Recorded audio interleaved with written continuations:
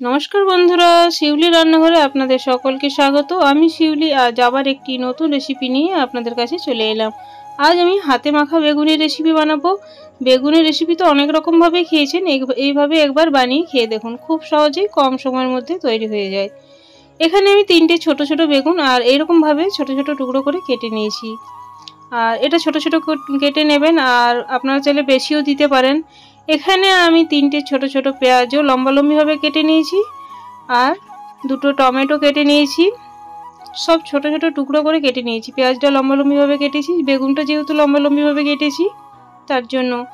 এবার গ্রেট করে আদা দিয়ে নিলাম, 1 ইঞ্চির মতো আদা গ্রেট করে আমি দিয়ে নিলাম। 1 ইঞ্চি থেকে একটু কম ছিল। আর এখানে কাঁচা পাকা লঙ্কা আমি 6টা দিয়ে নিলাম, ছোট ছোট ছিল। আর আপনারা চাইলে লঙ্কাটা কুচি করেও দিতে পারেন। এবার ঝালটা যেরকম খাবেন সেই রকমভাবে লঙ্কাটা দিয়ে নেবেন। এখানে হলুদ গুঁড়ো দিয়ে নিলাম, 1/2 চামচের থেকেও কম হলুদ গুঁড়ো ব্যবহার করলাম। স্বাদ মতো লবণ দিয়ে নিলাম। এবার আমি এখানে 1/2 চামচ কাশ্মীরি লঙ্কা গুঁড়ো দিয়ে নিলাম। এবার সামান্য জিরে গুঁড়ো দিলাম, একদম অল্প পরিমাণ, আর সামান্য গরম মশলা গুঁড়ো দিয়ে নিলাম। এবার আমি এই ছোট চামচে 2 চামচ সরষের তেল দিয়ে নেব। তেলটা দেওয়ার পর আমি ভালোভাবে হাত দিয়ে মাখিয়ে নেব।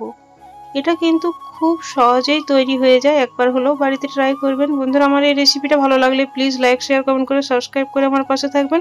পাশে দিয়ে বেলটা প্রেস করে অল করে দেবেন, তাহলে নিত্য নতুন ভিডিও বা রেসিপি সবার আগে আপনাদের কাছে পৌঁছে যাবে। বেশি ভালো লাগলে প্রিয়জনের মধ্যে শেয়ার করতে ভুলবেন না। দেখুন, আমি খুব সুন্দরভাবে কিন্তু মাখিয়ে নিয়েছি। যেহেতু এটা হাতে মাখা রেসিপি, হাত দিয়েই মাখাবেন, তাহলে ভালোভাবে মাখানো যাবে সব কিছু মশলা। এবার একটা কড়াই চাপিয়ে কড়াইটা গরম করার পর আমি সব মিশ্রণটা দিয়ে নেব। বেগুনের নানা রকম রেসিপি হয়তো খেয়েছেন আপনারা।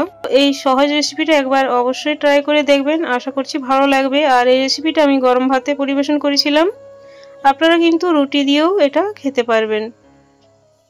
এবার একটু ভালোভাবে নাড়িয়ে ঢাকা দিয়ে রেখে দিলাম। আঁচটা মিডিয়াম টু লোয়ে রাখবেন যাতে লেগে না যায়। তো কিছুক্ষণ পর ঢাকনা খুলে আবার একবার এভাবে নাড়িয়ে নিচ্ছি, দেখুন। আর এটা যেহেতু একটু ভাজা ভাজা হবে দেখতে, তাই এভাবে একবার করে ঢাকনা দিয়ে ঢেকে রাখবেন, একবার করে এভাবে নাড়িয়ে নেবেন।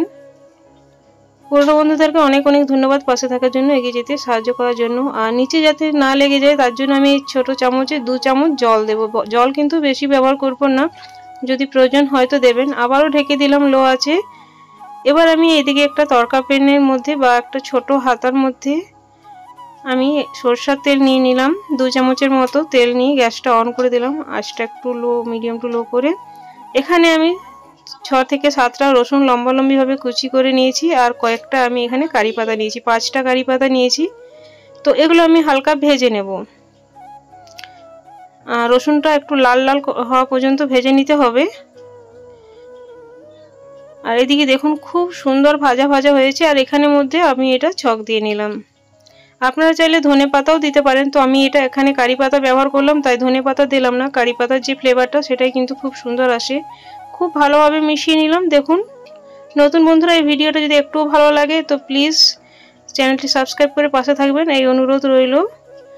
খুব ভালো মতো মিশিয়ে নেওয়ার পর কিছুক্ষণ স্ট্যান্ডিং টাইমে রাখার পর আমি গরম গরম ভাতে পরিবেশন করেছিলাম। আজ তাহলে আসছি বন্ধুরা, পরে একটি নতুন ভিডিও বা রেসিপি নিয়ে আপনাদের সাথে আবার দেখা হবে। ধন্যবাদ ধৈর্য ধরে আমার এই ভিডিওটা দেখার জন্য।